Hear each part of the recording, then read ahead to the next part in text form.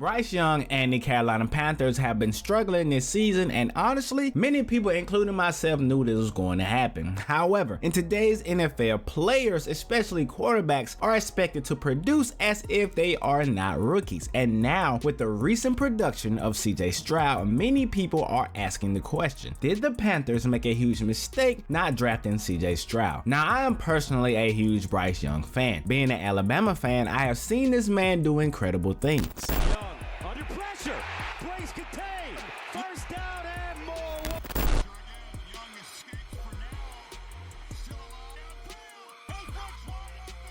Lead insane comeback wins.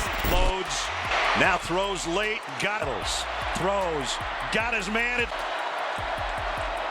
Looking for Brooks in the corner, got it. Motion, the throw goes the other way. Mechie's Alabama wins in 4 overtimes. Overcoming the odds of his height and weight time after time. But now with the early greatness of CJ Stroud being shown in back-to-back weeks, the okay for a rookie play of Bryce Young is being magnified in a league where people are not allowed to develop anymore for some reason. We find ourselves asking the question, is Bryce Young a bust, and can he do what others have failed to do, which is be a small quarterback in the NFL? But first, let's rewind and talk about how such a small quarterback made it this far in the first place. Now, Bryce, so what do you have to say to everyone that has helped guide you through this journey? I just want to say thank you. Everyone who's guided me, everyone's been there for me. I can't, it's too many people to name, but I'm truly grateful to be in the position I am. It's truly a blessing.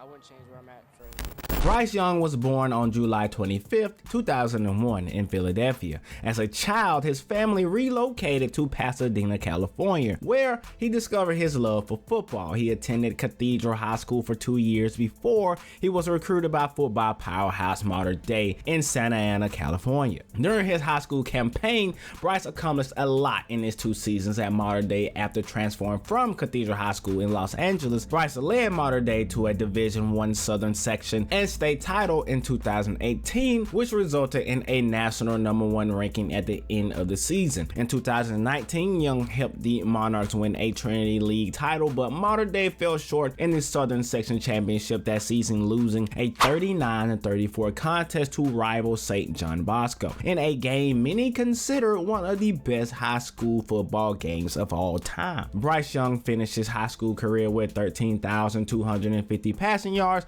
and 152 passing touchdowns, while adding 1,084 rushing yards and 26 more scores. These accomplishments led Bryce Young to being the #1 dual threat quarterback in the nation. After decommitting from USC, he decided to play at Alabama. Big story this week, Bryce Young has changed his commitment.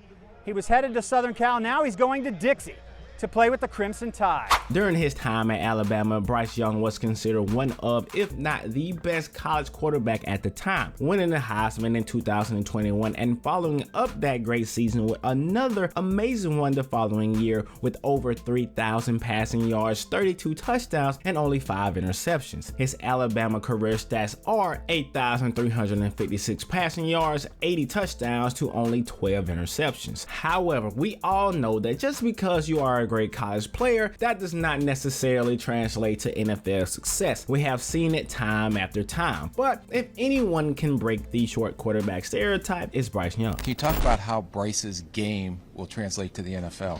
Oh, I think Bryce will do great. I know some people, question his height, but he plays it like a point guard in basketball. The Carolina Panthers select Bryce Young. Now in Carolina, a guy who is 5'11" on a good day is expected to overcome young and inconsistent offensive line play. A team whose best wide receiver is a 33-year-old Adam Thielen, who is really a wide receiver 2 or 3, which can be tough. But in my honest opinion, the hardest obstacle for a young quarterback to overcome is having a bad head coach who may be making things worse. We're going to bring a brand of football and a style of football that this city can be proud of. Frank Wright used to be the head coach of my favorite team, the Indianapolis Colts, and I don't understand how coaches continue to get jobs immediately after getting fired and are expected to figure out what they couldn't figure out in their last job. Only Andy Reid was able to do this going from the Eagles to the Chiefs, but that's an entirely different conversation and a different situation. So now that's on Carolina, and I highly doubt that Frank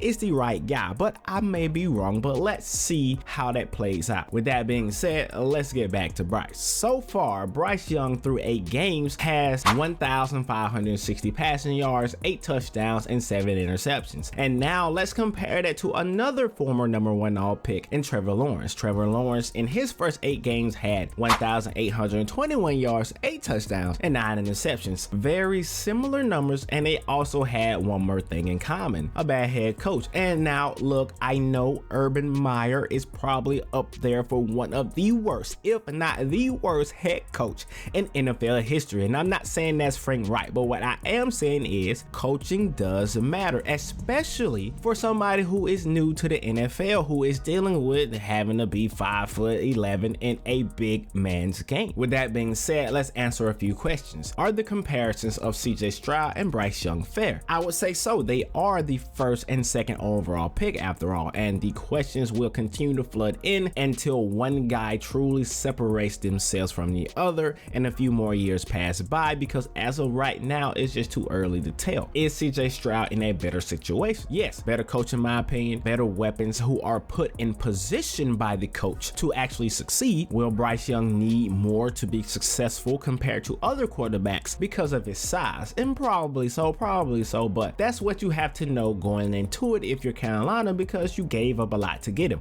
and it's going to be hard for you to actually get him some weapons because you don't own a first round pick at the moment unless you find something to trade. But I don't know necessarily what they're going to trade at this moment because Carolina just looked bad all the way around. And now we get to the most important question of them all: is Bryce Young a bust? And the answer to that is no. It's way too early to tell that. This is a multi-year rebuild, and since Carolina is not in any position, in my opinion, to actually get better next year, they're going to have to get a little bit lucky, because as I already stated, they do not even have their own first round pick that's going to the Bears. It may get worse before it gets better.